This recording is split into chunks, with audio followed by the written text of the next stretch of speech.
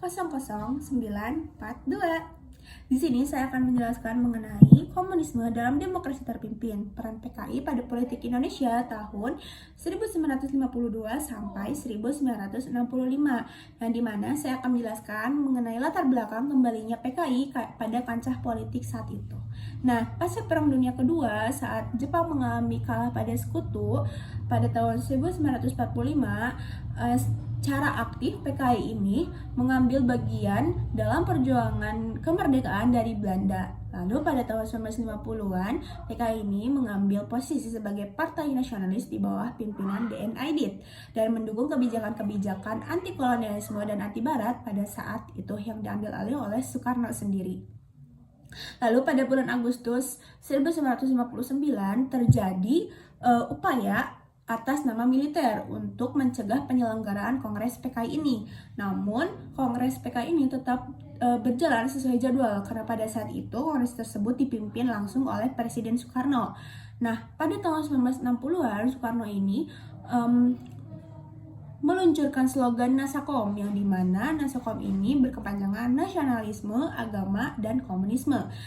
Dengan berdirinya slogan tersebut, maka peran PKI sebagai mitra junior saat itu yang dalam pemerintahan Soekarno resmi dilembagakan.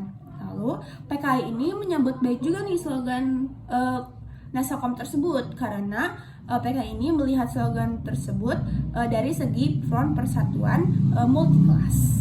Nah, dari eksperimen politik Nasakom ini yang dikembangkan Presiden Soekarno, justru pada praktiknya ini malah memberi angin pada politik komunis dan juga meminggirkan kekuatan-kekuatan politik anti komunis pada saat itu, terutama kekuatan arus utama politik Islam. Nah, saat itu Ridwan Saidi yang merupakan seorang budayawan Betawi dan juga ketua HMI mengatakan bahwa pada saat itu Presiden Soekarno ini sangat-sangat membela PKI.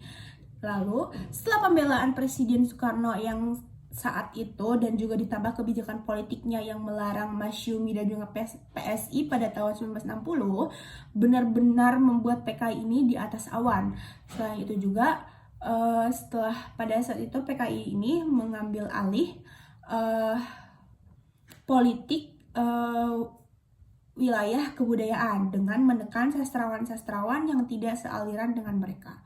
Nah, pada saat itu juga peran PKI ini sangat besar dan terus berkembang menjadi kekuatan politik selama era demokrasi terpimpin. Sementara partai-partai Islam yang seperti Masyumi dan juga PSI dalam kelompok yang konsisten melawan PKI ini dibubarkan karena dianggap sebagai pendukung pemberontakan di Sumatera dan Sulawesi yang saat itu dibubarkan langsung oleh Presiden Soekarno.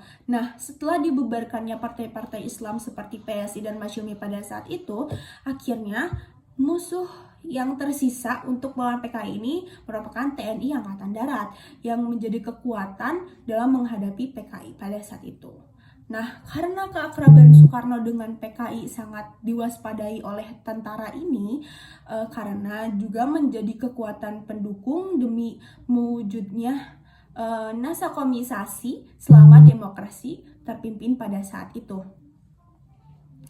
Lalu proyek nasakomisasi ini dimanfaatkan juga nih oleh PKI agar mampu masuk lebih dalam ke pemerintahan dan institusi non-struktural yang strategis. Nah, pada saat itu juga PKI mengalami peningkatan dalam kekuatan dan juga pengaruh pada awal tahun 1960-an.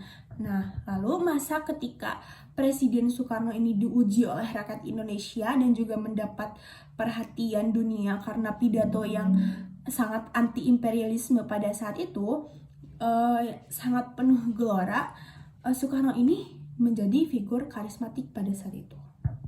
Lalu pada selama pemerintahan Presiden Soekarno, PKI ini menjadi partai komunis yang bukan pemerintahan terbesar di dunia ya, bukan di Indonesia. Nah, lalu prediksi banyaknya pihak baik dari luar dan dalam Indonesia juga meyakini bahwa masa tersebut akan menjadi dasar kesempatan bagi PKI selanjutnya untuk membentuk negara komunis. Nah, puncaknya pengaruh PKI pada politik ini terjadi pada tahun 1965 yang ditandai dengan peristiwa G30 SPKI yang berujung pada krisis politik dan kestabilan di Indonesia. PKI ini memanfaatkan situasi politik yang cenderung otoriter dan juga dukungan dari Presiden Soekarno sendiri untuk memperluas pengaruhnya. Namun, hal ini malah memicu konflik dengan pihak militer dan anti komunis tersendiri. Nah, karena dengan berkembangnya dukungan dan juga keanggotaan yang mencapai 3 juta orang pada saat itu, pada tahun 1965, PKI ini menjadi partai komunis terkuat di Uni Soviet dan RRT. Itu sudah di luar Indonesia sendiri, dia tuh di kancah negeri-negeri yang lain. Partai ini juga mempunyai basis yang kuat dalam sejumlah organisasi seperti SOBSI, Sentral Organisasi Buruh Seluruh Indonesia, Pemuda Rakyat, Kerwani, Barisan Tani Indonesia atau BTI, Lembaga Kebudayaan atau Lekra, dan Himpunan Sarjana Indonesia atau HSI. Nah, menurut perkiraan beberapa orang yang sangat politikus saat itu, mungkin saja dari banyaknya anggota partai dan organisasi yang berada di bawah payungnya PKI pada saat itu, mungkin PKI ini bisa mencapai 1/5 dari seluruh rakyat Indonesia.